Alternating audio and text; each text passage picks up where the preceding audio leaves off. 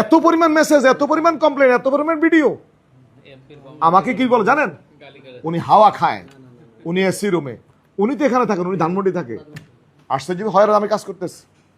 কোন নেতার দাঁড়ান, কোন নেতার, বিএনপি বুঝি না, জামাত বুঝি না, আপনার নেতার তদবির আপনি আপনার এই মানুষের বোকান দিয়ে সৃষ্টি করবেন, এটা তো হতে পারে না। না, আপনার বক্তব্য তদবির করেন, কেউ করবেন, কোনো বক্তব্য শুনবেন না।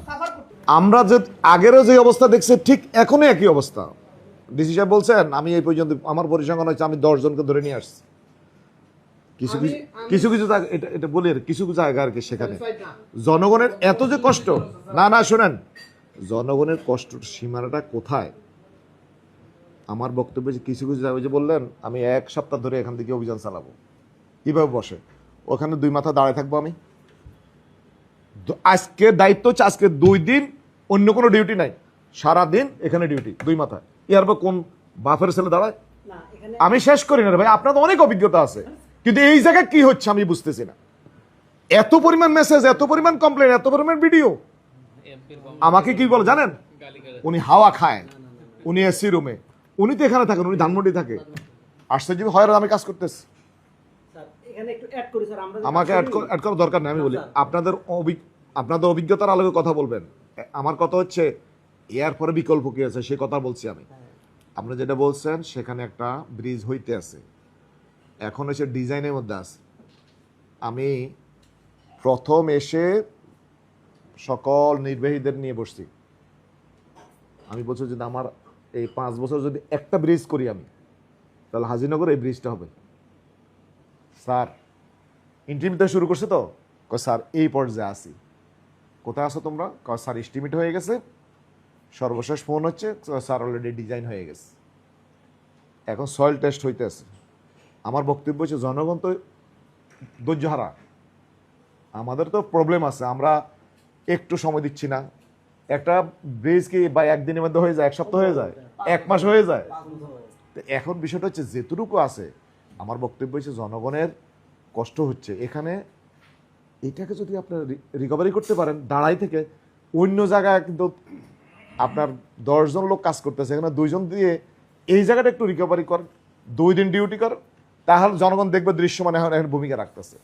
74 দিন যাই আবার দেখেন বসেন, জনগণ বলতেছে আমাদের ভোগান্তি হচ্ছে, ওনারা আপনারা লিস্ট দিচ্ছেন।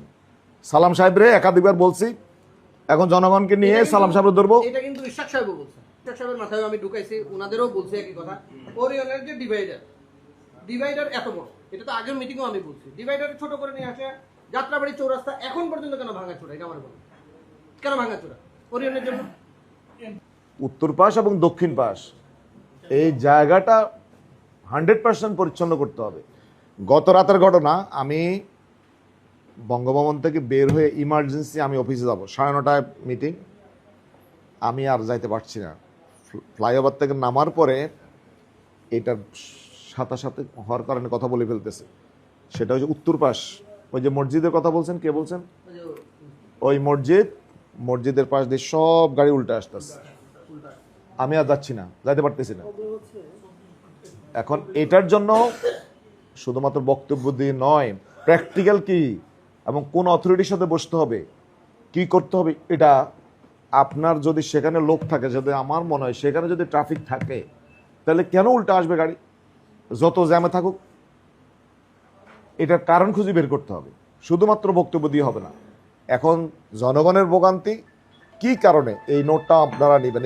এই চ্যাপ্টার 49 এবং 50 নম্বর ওয়ার্ড হওয়ার কারণে এই টোটাল বিষয়গুলো আমরা কথা বললাম। এই নামে তো লোক এখানে নিয়মিত চাঁদা তোলে, এবং আমাকে যিনি ভুক্তভোগী সে উঠে অলরেডি দিছে। তারপর হচ্ছে আপনাকে আমি ভিডিও দিয়েছি ঢাকা সিটি কর্পোরেশনের নামে, হ্যাঁ, আব্দুর রহিমের ছবি সহ আমি দিছি, এবং সে বলতেছে আমার নাম ব্যবহার করতেছে অন্যদিকে তাকাইয়া।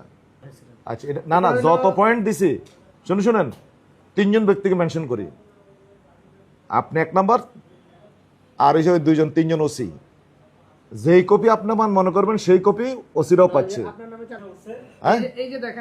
না এটা উনি বলুক, আপনার কাছে নাই তো? না এটা আপনার কাছে উনি বলুক, এটার কি করলেন বলেন।